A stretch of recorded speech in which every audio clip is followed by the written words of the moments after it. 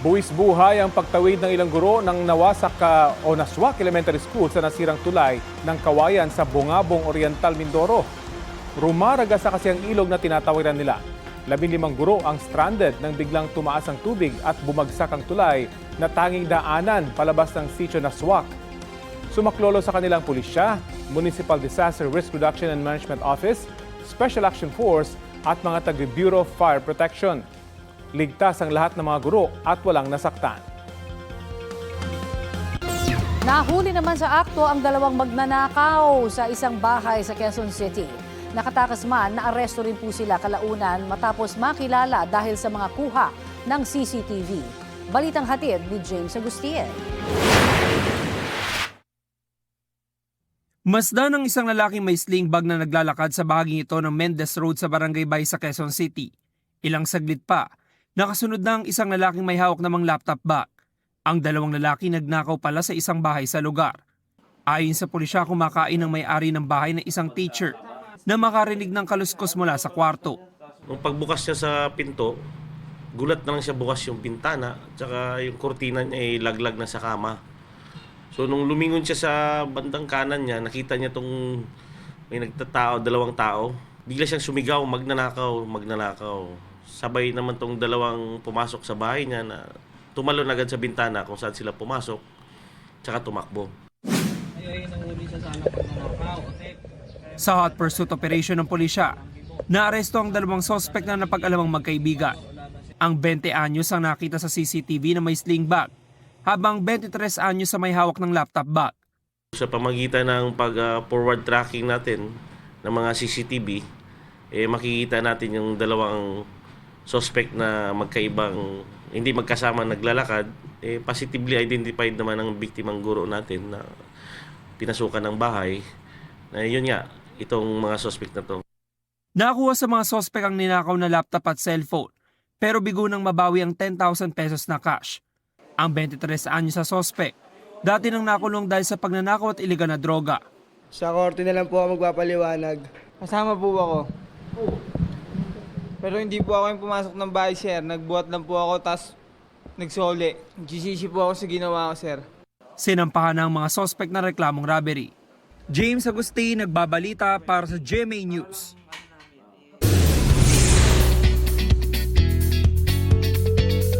Friday latest, full of inspiration and bossa nova vibes, ang newest single ni Asia's limitless star, Julian San Jose.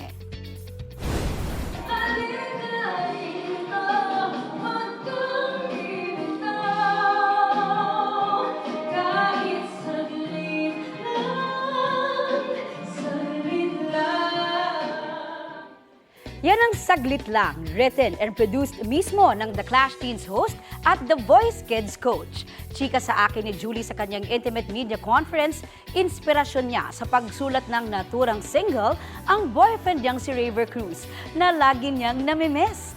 Nauna nang inirelease ni Julie ang mga kantang Simula at Kung Ikaw Ay Bibitaw na ibang-iba ang tunog at genre.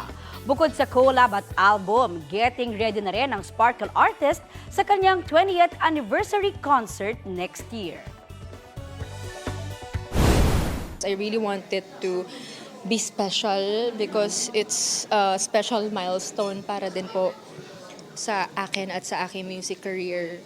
And ngayon talagang may mga naiisip na ako mga pakulo, mga songs na ako na gustong ilagay doon sa set list, and I'm really excited. I'm really excited about it. Sa iba pang balita, lumabas sa investigasyon na mag-isang nagplano ang estudyanteng namaril sa Ateneo de Zamboanga University at wala raw itong kinalaman sa away o bullying. Tingin ng DILG, posibleng may impluensya ang online games. Balitang hatid ni John Consulta. Sa pagbisita ni DILG Secretary John Vic Rimulya sa Ateneo de Zamboanga Junior High School, ibinahagi niya kung paanong napuslit ng grade 8 shooter ang mga armas na ginamit sa pamaril doon noong Martes. Bago ko pumasok ng kahit anong building, check rin yung bag mo. Nakahanap kasi siya ng butas. Pagpapasok sa normal gates ng Ateneo, binubuksan yung gate niya. Pumasok siya sa emergency exit. Imbis na dumaan dito sa main entrance kung saan mayroong mga gwardya na nagsasagawa ng bag inspection sa mga pumapasok na estudyante, ay pumasok daw itong grade 8 shooter dito sa bahaging ito, nitong pababang lugar na nagsisilbing isang emergency exit din daw. Ayon kay Rimulya, wala umanong kinalaman sa bullying ang pamamaril.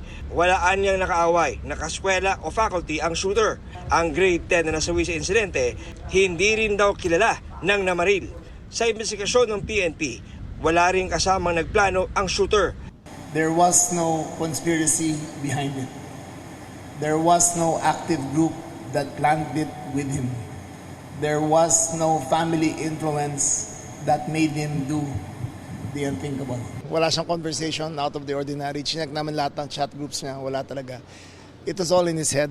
Tingin ng DILG na impluwensyahan ng online games ang estudyante. Kung titignan niyo yung nangyari sa shooting, halos pareho sa ang itsura niya, video game eh. Kasi talagang pinakita niya yung firearms na visible. Pinakita niya yung first person perspective. Dahil dito, isinusulong ngayon ni Rimulya ang total ban sa Roblox na anya ay may link sa dark web. Whether the country should ban these apps, these first-person shooter games, which desensitizes young men and women to thinking that violence is normal. Sinusubukan namin kunin ang panig ng Roblox. Pero dati nang sinabi ng Roblox na meron silang pinatutupad na iba't ibang layers of protection kabilang ang mga grupong nag-check ng anumang panganib. Ayon sa PNP, hawak na nila ang cellphone at laptop ng namaril na estudyante sa pahintulot ng pamilya nito. Patuloy ang kanilang digital forensic examination sa gadgets ng shooter para makita ang digital footprints ng kanyang mga aktibidad online. Sa pagdinig ng Senado, kinwestiyon ni Committee Chair Risa Hontiveros sa CICC, bakit tumagal ng 14 na minuto bago na take down ang live stream ng pamamaril. We had visibility around mga 5 minutes. Tapos ni-report na ho kagad natin to sa mga platforms para i-take down ho. Pero again, maybe Hindi ba pwedeng kayo na mismo mag-take down? that's the problem, Madam Chair. First is the jurisdiction. We don't have jurisdiction over these platforms. Puna naman ni Senator Erwin Tulfo, bigo ang paaralan sa nangyari dahil naipasok umano kasi ng estudyante ang mga baril dahil nakasasakyan itong pumasok at di dumaan sa security inspection. The reason why I said failed because yung sa school given na po yung sa security may lapses po sila. Kabilang din sa binigyan diin ni Ontiveros na dapat matutukan ng law enforcement agencies ang paglaban sa NVE o Nihilistic Violent Extremism Online. Sa datos ng PNP Cybercrime Group, simula October 2025 hanggang sa kasalukuyan, 74 na kaso ng extremism online na ang nahawakan nila. Dito, nasagip nila ang 42 menor de edad. In our data, Madam Chair,